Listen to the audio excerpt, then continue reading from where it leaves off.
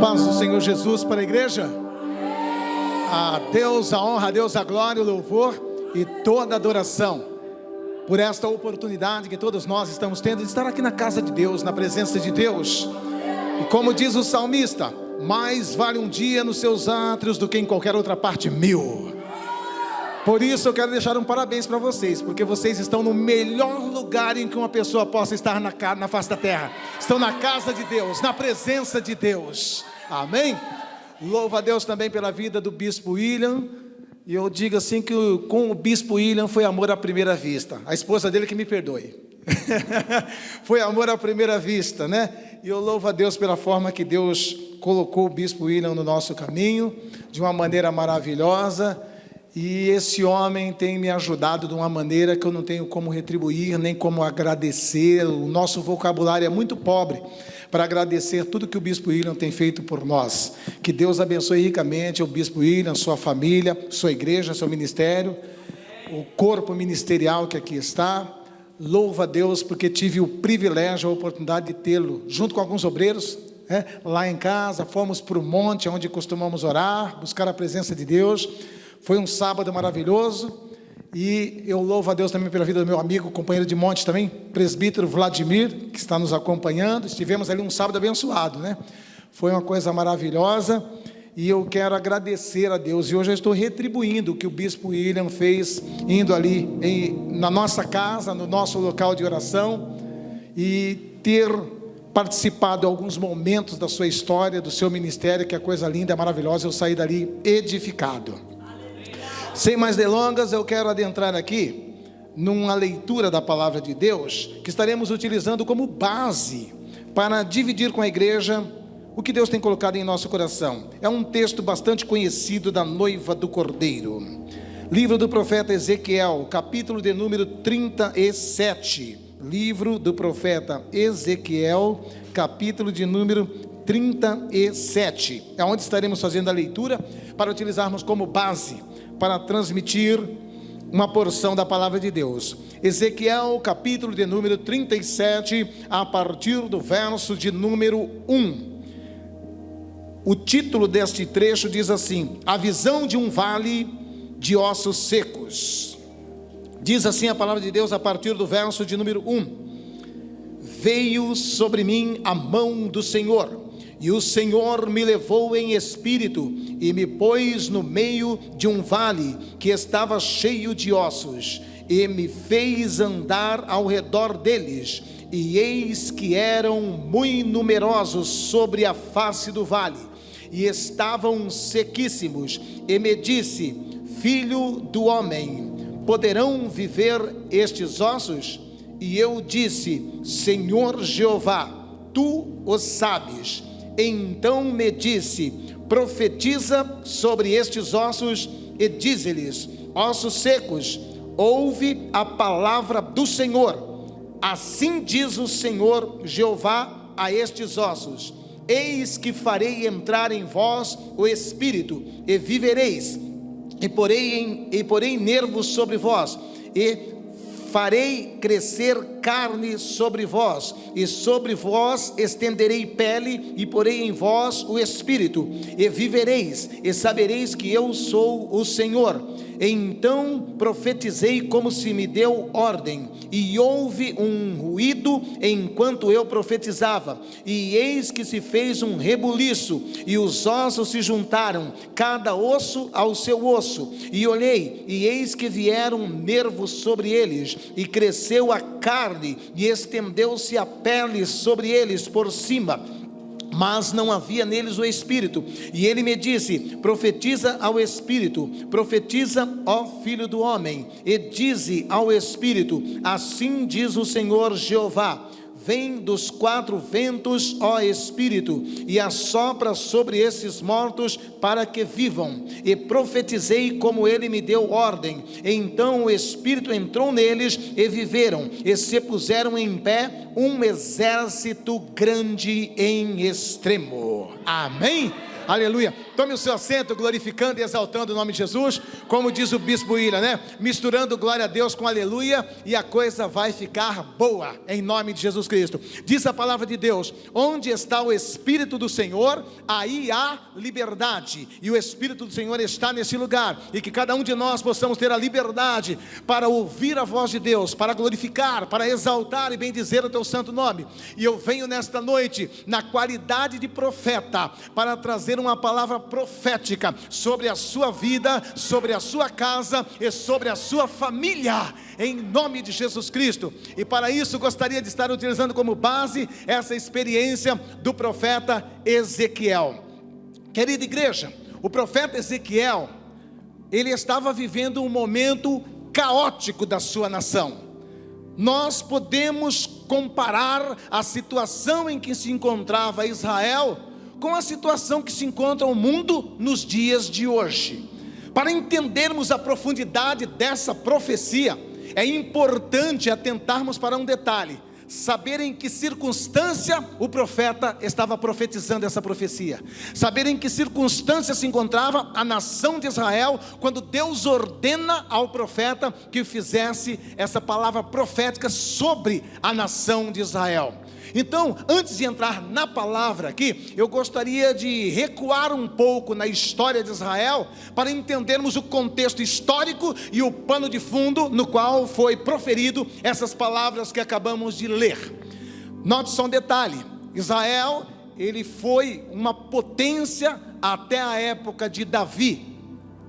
Pegou um período do reinado de Salomão. Porém, Salomão, ele se desviou dos propósitos de Deus, se esquivou um pouco, abriu espaço para que se cultuasse a outros deuses dentro da nação de Israel, e houve uma verdadeira prostituição espiritual dentro de Israel, e mais alguns outros detalhes também que pesou sobre a nação de Israel. E Deus então precisava de corrigir todo este defeito, Deus precisava corrigir toda esta falha. E por incrível que pareça, é aí que entra um detalhe muito interessante. Para corrigir o seu povo, para corrigir a sua nação, Deus usa, sabe quem? A nação mais idólatra que havia na época, a nação mais envolvida com demônios, a nação que mais perseguia o povo de Deus. É essa nação que Deus usa. E Deus levanta alguns profetas para alertar a nação de Israel. Levanta o profeta Jeremias, levanta o profeta Abacuque. Ambos eram contemporâneos, e ambos receberam a mensagem da parte de Deus, dizendo que Deus permitiria que Babilônia entrasse em Jerusalém, que Babilônia levasse cativo os hebreus, que Babilônia destruísse Jerusalém. Muitos não acreditaram nessa profecia, mesmo porque eles avaliaram na ótica humana. Como pode Deus, que é o Todo-Poderoso, permitir que uma nação idólatra, uma nação que adora demônios, entre aqui dentro e nos destrua, sendo que nós somos o povo de Deus, sendo que aqui nós temos esse templo magnífico que foi edificado por Salomão para adorarmos a Deus?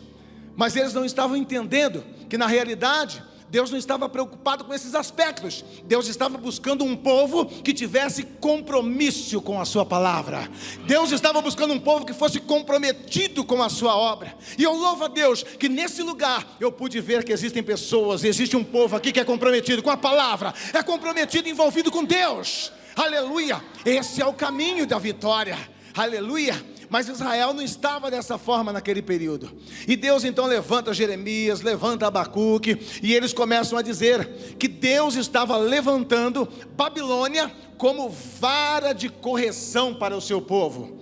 E muitos não acreditaram nessa palavra. E então Deus permite que Nabucodonosor faz 3 incursões dentro de Israel. Na primeira invasão em Israel, Nabucodonosor leva o rei e levam pessoas de linhagem nobre, da alta sociedade. Nessa primeira invasão de Nabucodonosor, entre a família real, ele leva algumas famílias nobres. E nessas famílias nobres, existem pelo menos 4 jovens, que é bastante conhecido da igreja: Sadraque, Mesaque, Abednego e Daniel. Eles foram levados cativos na primeira invasão de Nabucodonosor. Deus levanta esses 4 jovens e diz: vocês serão meus servos dentro do palácio, e eles vão servir a Deus estando dentro do palácio. Depois de mais algum momento, Nabucodonosor faz uma segunda invasão. Nessa segunda invasão, leva mais uma grande leva de judeus cativos para a Babilônia. Nessa segunda invasão, vai também cativo para a Babilônia este rapaz que nós acabamos de ler essa profecia, Ezequiel, que era de família sacerdotal. Ele também é levado agora cativo para a Babilônia. Assim como Deus levanta Daniel e o coloca como atalaia, como porta-voz dentro do palácio, Deus levanta Ezequiel como atalaia, como porta-voz junto com o povo comum. Ele não estava dentro do palácio. Daniel era a boca de Deus dentro do palácio. Ezequiel era a boca de Deus no meio do povo comum. Ele ficou morando às margens do rio Quebar, junto com a população comum de Israel. Ele era de família sacerdotal. E nesse quadro caótico de destruição, Ezequiel é comissionado como profeta de Deus dentro da Babilônia. E depois, por último, então, quando eles ainda tinham algum fio de esperança, mas o templo ainda está inteiro, o templo ainda está intacto, não foi tocado, não foi mexido. Aí então Nabucodonosor faz uma terceira invasão, e nessa terceira invasão ele acaba com toda a esperança de Israel. Nessa terceira invasão ele destrói totalmente o templo, porque eles se apoiavam achando que Deus não iria permitir isso. E ele destrói totalmente o templo. Quando o templo é totalmente destruído, eles ficam sabendo que todos os utensílios do templo foi roubado, foi saqueado e foi levado para a Babilônia. Bate o desespero, cai a ficha, estamos perdidos, estamos destruídos, não tem mais como nos levantar. A única esperança que nós tínhamos era o templo que ainda estava em pé. Agora até o templo foi destruído, até o templo foi arruinado, acabou-se as nossas esperanças, acabou-se, não tem mais jeito, acabou a nação de Israel, acabou o povo de Deus, fomos destruídos, fomos vencidos. Mas eu quero dizer uma coisa: quando tudo parece perdido, quando tudo parece não ter mais jeito, é uma ótima oportunidade para Deus agir. Aleluia! Sabe por que eu estou dizendo isso? Porque Deus está falando no meu coração, que entrou pessoas aqui nessa noite, que entrou com essa linha de raciocínio. Não, eu não vejo mais uma solução para essa situação que a minha casa se encontra. Eu não vejo mais uma solução para esse quadro que o meu filho se encontra, que o meu irmão se encontra. Meu irmão está enterrado nas drogas, pastor. Olha, é caso perdido, não tem mais jeito, não tem mais solução. Ei, fique tranquilo, eu vim aqui como boca de Deus, eu estou dizendo: tem jeito sim, tem jeito sim. Aleluia! Deus está tratando diretamente nessa noite com pessoas que entrou nesse santo lugar, diante de um quadro, humanamente falando, irreversível. Olha o que Deus está falando para você: ei, meu filho, permitir chegar até esse nível para que o meu nome fosse glorificado nessa causa. Não se desespere, o nome de Deus será glorificado através desse quadro, através dessa situação. Aleluia! Aleluia! E então o que acontece? Como Deus sabia que toda a nação de Israel tinha essa linha de raciocínio, que acabou, que estava tudo perdido, Deus dá essa visão para Ezequiel. E eu percebo que nessa visão, o próprio profeta Ezequiel também estava pensando como o povo comum. O quadro está feio, a situação está complicada. Por quê? Porque Deus leva o profeta nessa visão diante desse vale de ossos, que a Bíblia faz questão de enfatizar, eram sequíssimos. E não obstante de ser sequíssimos, não era um vale de esqueletos, era um vale de ossos, estava um rebuliço, tudo desordenado. Não eram nem esqueletos, eram ossos misturados. Então, talvez o osso de uma pessoa estava aqui, o outro estava lá na outra ponta, e o outro estava na outra, e o outro estava na outra. Vocês estão entendendo a situação que estava? Era uma situação assim que qualquer pessoa que olhasse falava assim, não tem jeito. E a prova disso é que quando Deus leva o profeta diante desse quadro, Deus formula a pergunta. E olha que Ezequiel era assim com Deus, hein?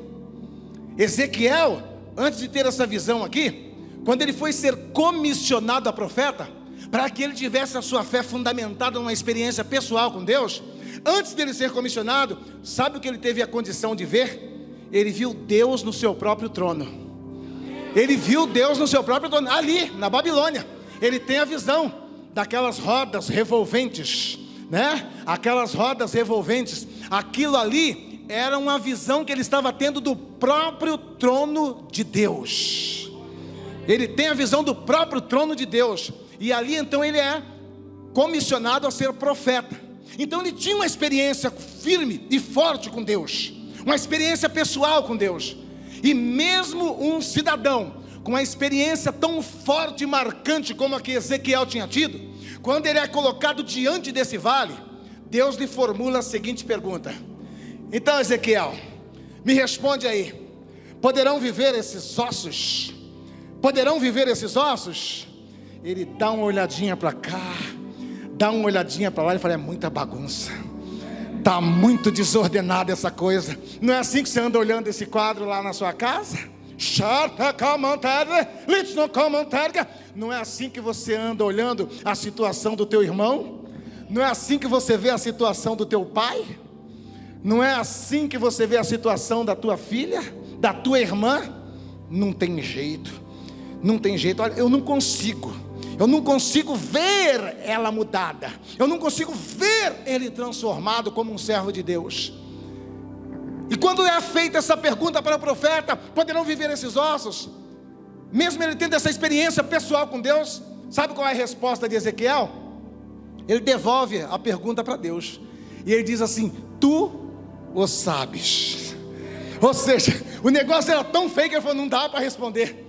Não dá para responder. Ele devolveu a resposta para Deus, tu o sabes.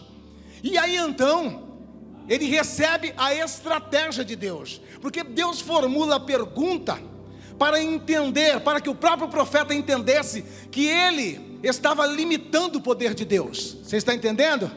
Deus está dizendo assim, ei minha filha, ei meu filho, por que tu fica limitando o meu poder nessa questão? Por que tu fica limitando? Por que tu acha que não vai dar certo? Por que tu acha que eu não vou fazer? O mistério aí. Nesse ano, tem crentes aqui que vai ter surpresas de Deus. Nesse ano, e eu estou falando de coisas que você calcularia assim, mais uns 3 ou 4 anos. Deus está dizendo assim, vai ser antes do dia 31 de dezembro, vou eu te fazer surpresa. Antes do dia 31 de dezembro, tem surpresas para crente aqui, Bispo William. Antes do dia 31 de dezembro. E é coisa que você, por mais que você calcule, você está dizendo assim, pastor, se você soubesse o que eu estou esperando, o senhor não diria que isso aconteceria antes do dia 31 de dezembro. Não tem como. É justamente por isso. É para você saber e ficar marcado que foi Deus que fez isso. Aleluia. Você saberá e ficará marcado que foi Deus. Como é teu nome? Tainá. Assim diz o Senhor. Alega o teu coração, não desfaleça as suas mãos, não recue em nenhum só minuto, mesmo porque tu tem promessas grandes de Deus, mas nesses últimos dias um vento contrário tem soprado, coisas estranhas têm acontecido. Você tem dito, Senhor, não estou entendendo nada. Deus diz assim, fica tranquilo, primeiro eu complico, depois explico. Aleluia, aleluia. E Deus diz assim, olha, fique tranquila, conte tus dias, e tu vai alegrar o teu coração, e vai dar risada da maneira em que vou eu tratar com aquela situação. Amém? É algo com respeito à tua casa, é algo com respeito à tua família. Deus vai tratar de uma maneira tão singela, de uma maneira tão linda, para você saber que valeu cada lágrima que você derramou colocando essa questão na mão de Deus. Você diz: Senhor, até quando? Até quando? Deus diz: já enviei o meu anjo, e o meu anjo já está agindo.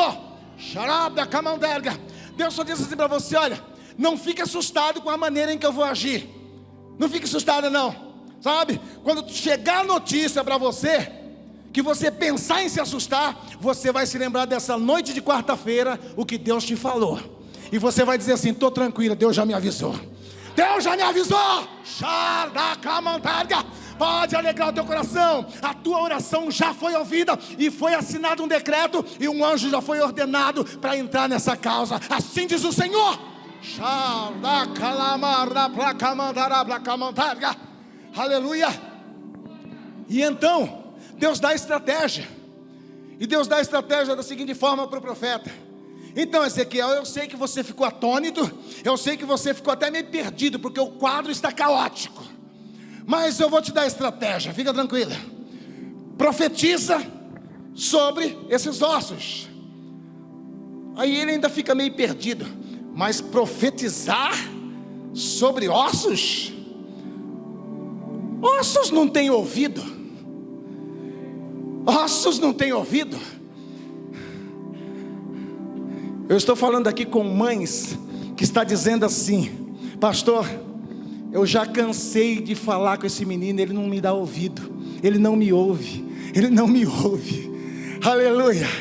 Você disse assim: olha, eu cansei de falar. Não canse, não canse.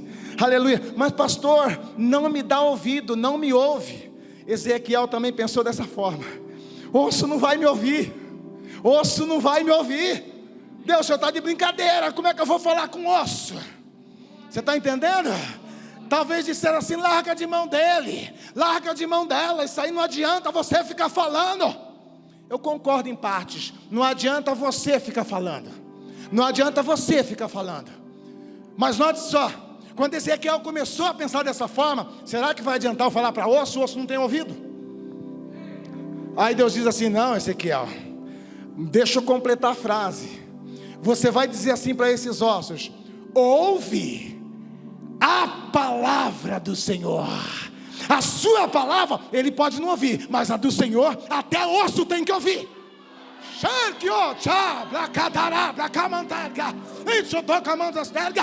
Aleluia. Ei, ele pode não dar ouvido ao que você fala, ela pode não dar ouvido ao que você fala. Receba aí a estratégia de Deus, mãe. Receba aí a estratégia de Deus para falar com esse ente querido. Tu não vai mais dizer assim: ei, escuta aqui que eu quero falar com você. Ei, escute aqui que eu vou conversar com você. Ei, escute aqui o que eu vou te falar. Tu vai chegar lá hoje com voz de profeta, como boca de Deus. Tu vai chamar teu filho e vai falar: vem cá, menino. Tu vai chamar teu irmão e vai dizer assim: vem cá, moleque. Tu chama teu pai que está lá no alcoolismo e diz: vem cá, pai. Sabe? E tu não vai dizer assim: escuta o que eu vou falar. Tu vai dizer assim: escute agora o que Deus vai falar na minha boca. Ouça a palavra de Deus. Você está entendendo? É assim que Deus quer que você chegue dentro da tua casa. É assim que Deus quer que você chegue diante desse quadro. Não é me ouça, me escute. Ei, ouça a palavra do Senhor. Assim diz o Senhor. Faz toda a diferença, irmão. Faz toda a diferença. Talvez até hoje não teve resultado, porque era você que estava falando, e ele não vai te ouvir mesmo. Mas tu chega lá como boca de Deus e diz: senta aí, tenho algo de Deus para te falar.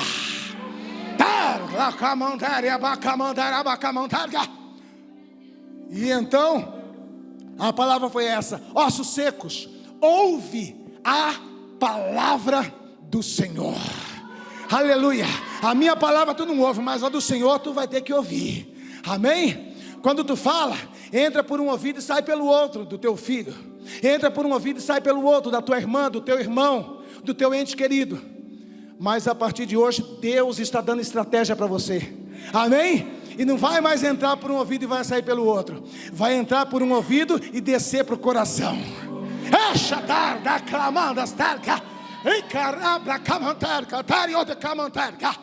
Aleluia. E aí então ele profetiza. Olha só o mistério.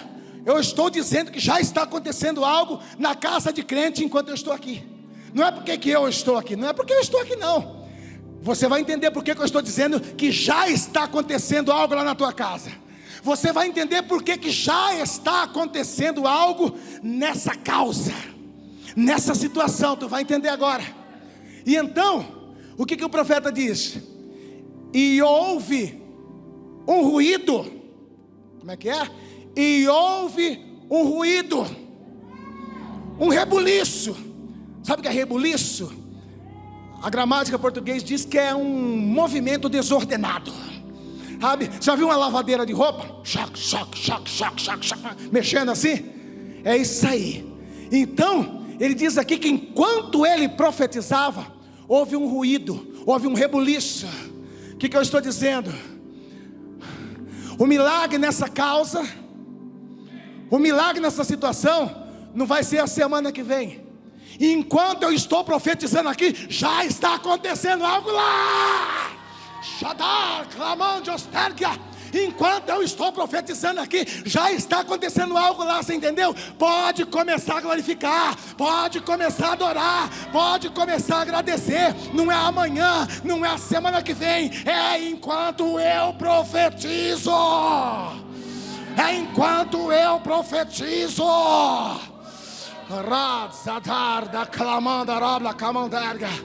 Aleluia. De quem é essa criança linda aqui? Quem que é a mãe ou o pai? Mãe e pai? Let's labacamanda serga, assim diz o Senhor. Essa criança aqui, ó, é um projeto de Deus. E como projeto de Deus, para vocês entenderem porque é um projeto de Deus, que Deus me diz assim, que há uma luta travada no mundo espiritual, desde o período da gestação dessa criança. Desde o período da gestação, há uma luta travada. E essa luta travada, que começou no ventre, aleluias, e prosseguiu depois com outros acontecimentos, é justamente por causa de um grande projeto que Deus tem na vida dessa criança. Então diz o Senhor para os pais que aí estão: cuide, ensine-a no caminho em que deve andar, porque será vaso de honra dentro da minha casa. Será vaso de honra dentro da minha casa. Satanás luta com toda fúria contra essa vida, porque ele sabe do que vou eu fazer através da vida dessa pequena. Receba essa vitória, assim diz o Senhor.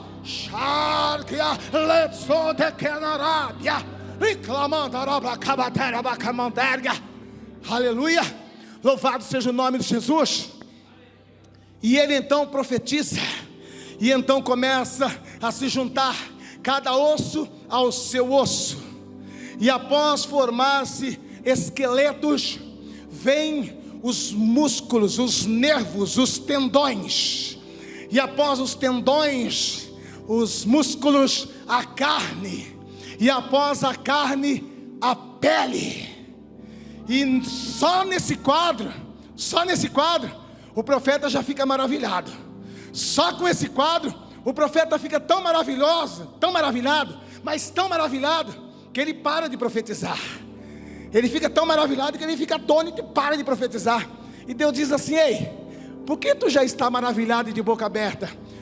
Tu não sabe que eu não faço a obra pela metade? Eu vou completar. Aleluia. Ei, dentro de poucos dias tu já vai ficar maravilhado com o que está acontecendo, com o que Deus está fazendo. Mas Deus diz assim: mas isso no próximo dia será apenas a metade, e vou eu completar.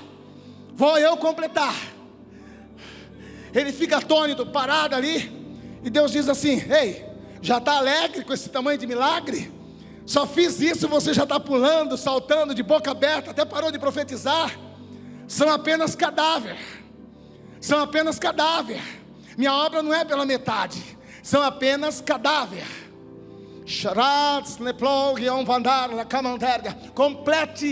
Complete a tua palavra profética sobre essa situação. Sim, Deus, o que eu faço agora? Profetiza o Espírito, são apenas cadáver. Profetiza o Espírito, são apenas cadáver. Ei, eu estou falando aqui com uma irmã. Eu estou dizendo aqui com uma irmã que já disse assim para Deus: Deus, Não precisava muito não, Deus. Se apenas ele estivesse aqui dentro, eu já estaria alegre. Se apenas ele estivesse vindo aqui, eu já estaria satisfeita. Deus diz assim: não, ele não vai apenas vir aqui, ele vai entrar por essas portas, vai se converter de verdade e será vaso de honra dentro dessa casa. Assim diz o Senhor. Aleluia. É muito maior do que você pensa o que Deus vai fazer por você. Aleluia. Como é seu nome, minha irmã? Levanta a tua mão assim. Serva de Deus, assim diz o Senhor: o teu adversário sabe que a tua vitória está muito perto, e ele tem usado umas armas tão terríveis para tentar te deter. Tu ouviu coisas que você disse assim: era preferível levar um tapa no rosto do que ouvir isso.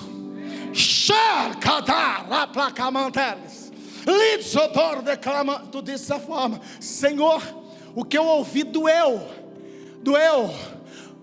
na alma. Se fosse um tapa no meu rosto, doeria a carne, doeria o corpo, mas o que eu ouvi machucou a minha alma. Eu vejo a tua alma como se estivesse ferida, e ferida por palavras. E Deus diz assim: ei, minha filha, para cada dia de vergonha e humilhação, já tenho eu preparado dupla honra. Dupla honra.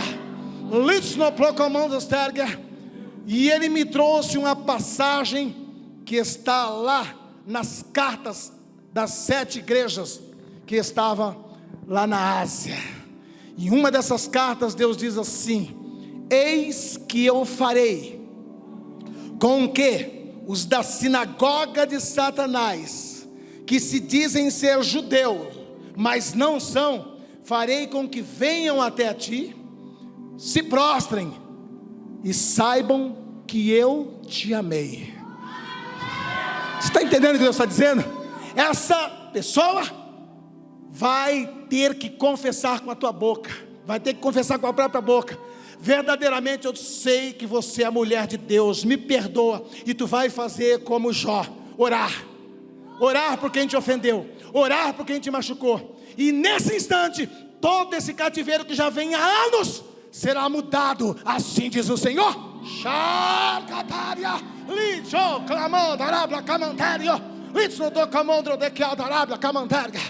Aleluia. É isso que Deus está fazendo. O milagre não é amanhã, não é a semana que vem, é enquanto eu profetizo.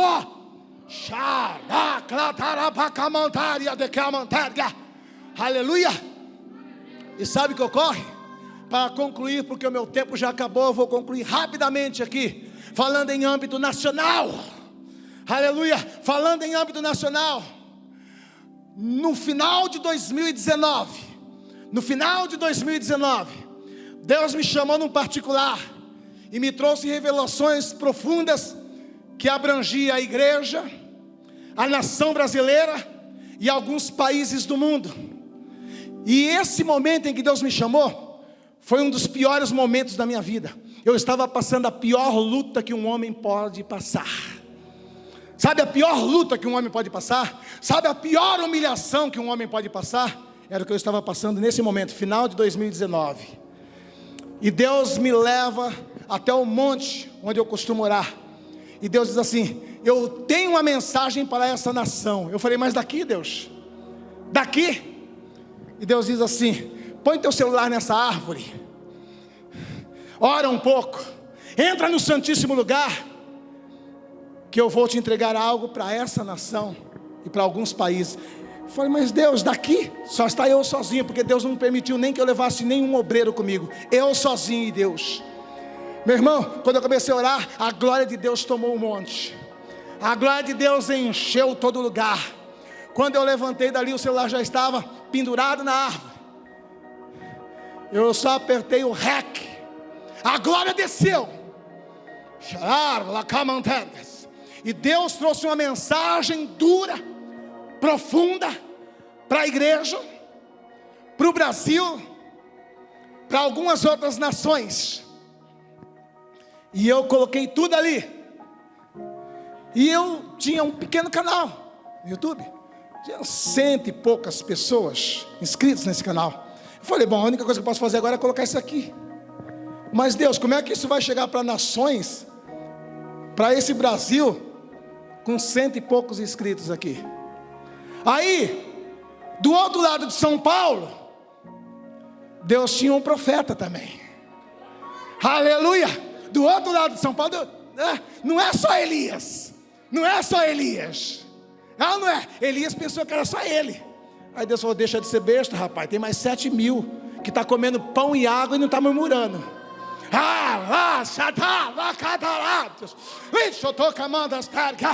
Aleluia. E não sabemos de que forma essa mensagem chegou até o profeta Williams. Bispo Williams. Só que é um homem que tem o Espírito Santo e tem discernimento. Ele não me conhecia, não sabia se eu era pastor, se eu era membro, novo convertido, o que era. Mas não precisa de credencial para quem tem unção, para quem tem o Espírito de Deus. Não precisa.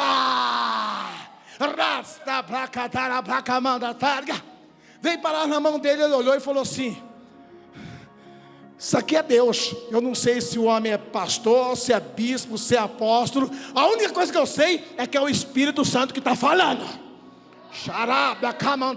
Não sei nem como entrar em contato com ele, mas essa mensagem precisa alcançar milhares de pessoas.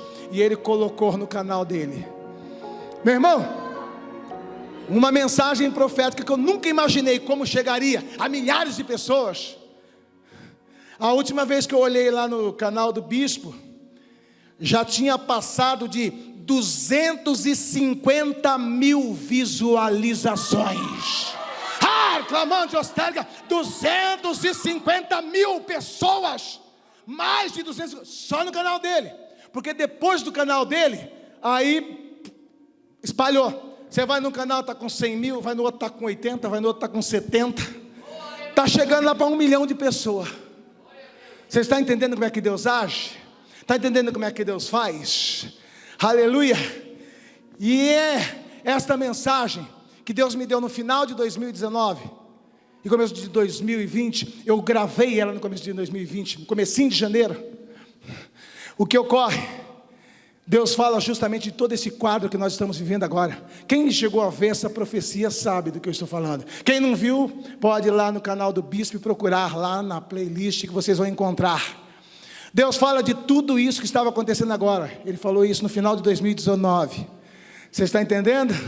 E o que ocorre é o seguinte, e da mesma forma que aconteceu aqui, Deus levantou, porque eu digo para todo mundo, o corona não é chinês. Não, pastor, não é chinês? Não. Eu chamo o corona de vara de correção de Deus. Está entendendo? Vara de correção de Deus. A igreja estava precisando disso. A igreja estava precisando disso. E assim como aqui, ele levanta Nabucodonosor como vara de correção, assim como aqui, ele levanta Babilônia como vara de correção. No século 21, Deus pôs o mundo inteiro de joelho, usando a China, país comunista, como vara de correção.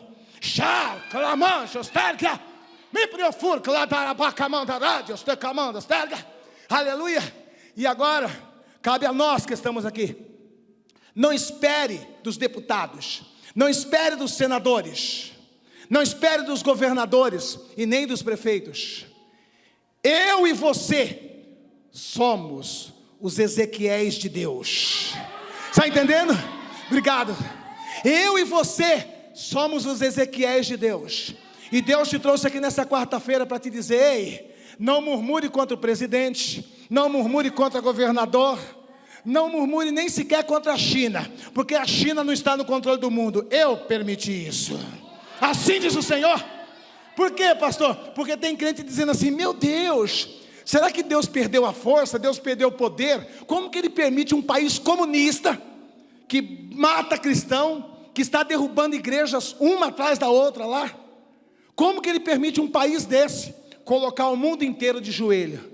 Ele fez isso com Babilônia e está fazendo no século 21 usando a China. E o que eu tenho que fazer então, pastor? Ser o Ezequiel do século 21. Estamos diante desse vale de ossos secos mundial, e eu e você temos o poder da palavra pelo Espírito para reverter esse quadro, para mudar essa situação. E Deus te trouxe hoje aqui e te levanta como voz profética no século 21, como voz profética sobre esse mundo corrompido, como voz profética sobre uma igreja que está dormindo.